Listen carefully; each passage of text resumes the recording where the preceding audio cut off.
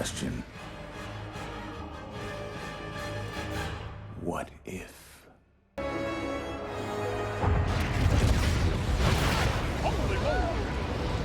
Citizens of Midgard, the lives are about to come to an end.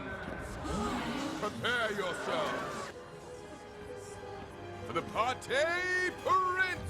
Hey, what's up, movie buffs? I'm Jeremy, and movies are terrible, and I appreciate you stopping by for yet another review to Marvel's What If on Disney+. I'm joined today, as always, with Holden Hardeman. What's up, buddy?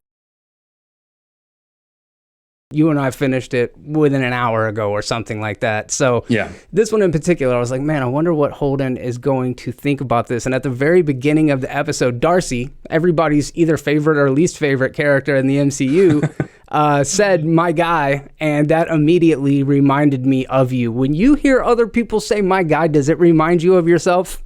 No. Okay. Even when I say it with this sense of, I say it ironically. I say it ironically. Not really. I know, not really, but I don't go to the store and I'm like, thanks, my guy, at Target or whatever. I've seen you do it, dude. Whatever.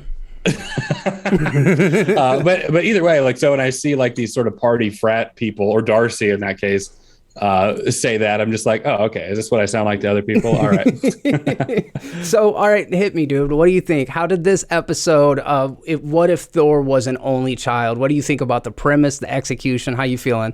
Yeah, I thought it was good. Of all the ways they could go with that, of Thor being an only child, the party thing, I think the actual filmmakers, the creative people behind the episode, I think they were just wanting to make a fun episode, because if you actually were to remove Loki, you probably could have Thor doing a number of different more serious things or more serious outcomes. So going the party route seems to me just to be for entertainment, which is fine. I'm not a bad thing at all. The highlight of the episode for me was seeing Captain Marvel and Thor fight, which is awesome. I said in my reaction with Jen that I think that might rub people the wrong way, because they seem to have made Captain Marvel beat Thor, and even when questioned about it later, she's like, if I really wasn't holding back, implying, saying she was holding back, I would have leveled the whole the whole planet if I wanted to.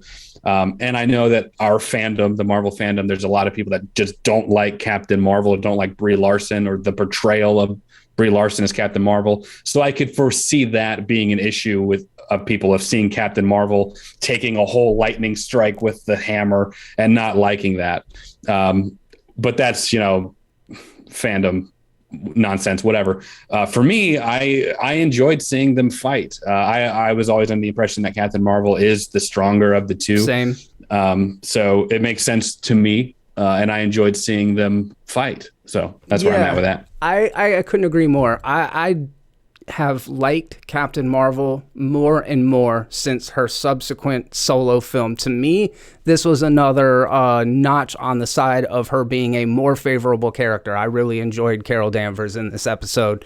There's a definite reason why the episode worked so well within this medium. I feel like this is the most unabashedly cartoon of the episodes yet, and I really enjoyed that, tipping over the Leaning Tower of Pisa or sliding down the Sydney Opera House. They Howard the Duck is there too. It's fantastic. Who would have ever thought we would have seen Darcy marry Howard the Duck in the MCU? This was it was wild, but I love the relationship between Thor and Loki. I thought this was it was really funny. It seemed to me to be what you said, that this was just time to cut loose and do something just irreverent and silly after some very serious and dire episodes leading up to it. So I had a lot of fun with it, dude. There was a couple of set pieces that I thought were really good and funny gags, and a lot of it was like the global destruction. But another thing I thought about, in addition to this kind of Looney Tunes vibe between the fights, is like, were you picking up on any? Does this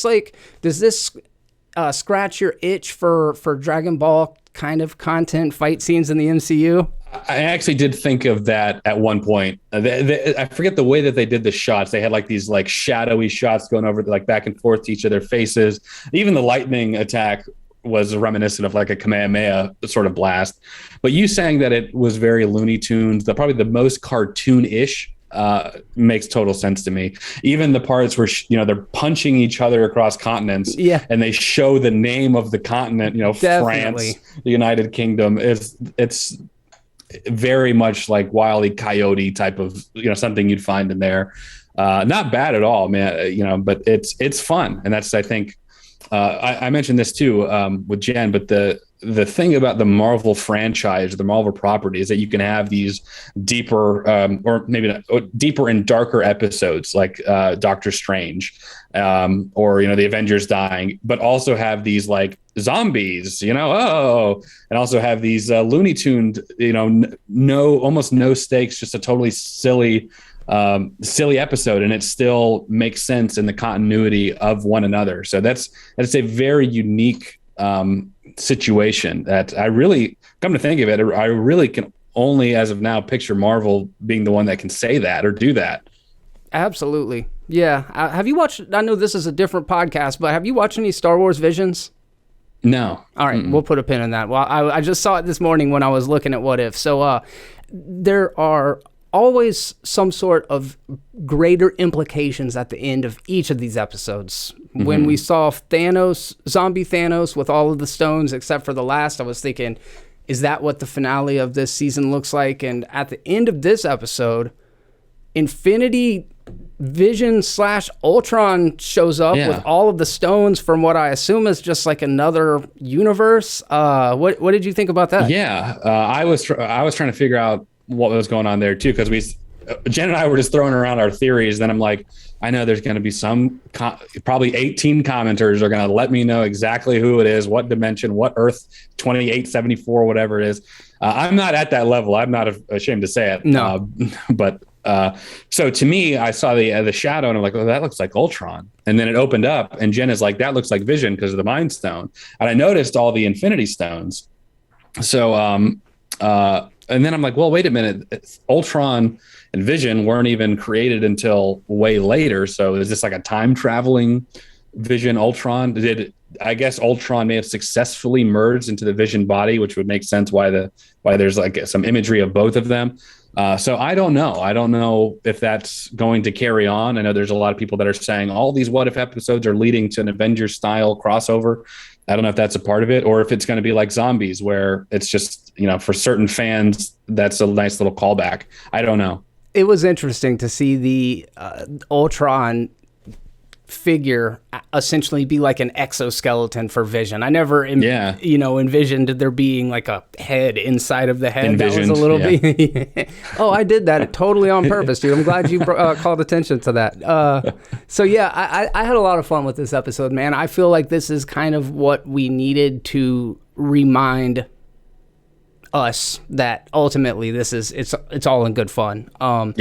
I can see where, and every criticism is valid, but if a fan just is like, this isn't serious enough, I don't feel like it contributed to the darker tone that was being established before, it's like, I get all of that, but for me, I wouldn't mind an entire Marvel series like this, because we get to see a lot of the characters that we know and love, slightly different versions of them. I thought seeing Loki with all of his I guess like what are they called? Frost giant buddies. Giant, it was fun.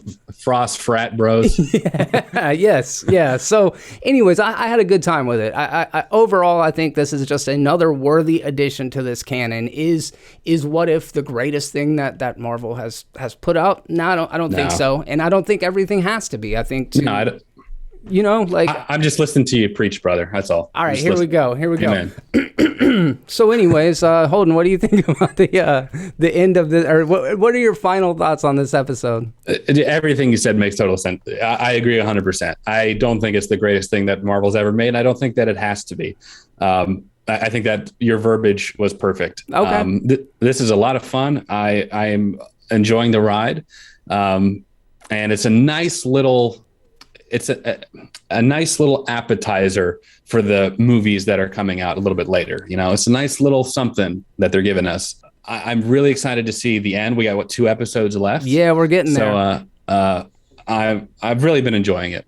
Yeah, same. And most of the fun of all of these series has been to just like kick around our crazy theories, thoughts, and everything. Initial impressions. I think that's something that I would like to, constantly remind the audience is that we are coming at this fresh. We don't watch a lot of the theory videos, so what you guys are getting, this is just like unadulterated spitballing. We don't exactly know, but I love to learn about the stuff. So if you guys have any insight to this Infinity Ultron or any of the kind of fan theories that would allow for something like this to happen, let us know down in the comments section. I really do always enjoy hearing from you crazy kids. Yeah. And also, as Holden just now said, there's just a couple of episodes left. If you're watching this video, you probably already know, but Holden's channel does a video with him and his fiance Jen every single week where they react to the same content, so you can watch them. Check out the episode, share their initial thoughts over there right before he jumps on and we discuss this here. So make sure you're subscribed there, make sure you're subscribed here, and if you have any other suggestions for shows that we should be checking out on Disney Plus, including maybe Star Wars Visions, let me know down in the comments section. Thank you all very much for hanging out. Holden, as always, I appreciate you for hanging out. Yeah, man, thanks for having me on. And we will talk to you guys in the next video. Until next time, and on behalf of both of us, be terrible.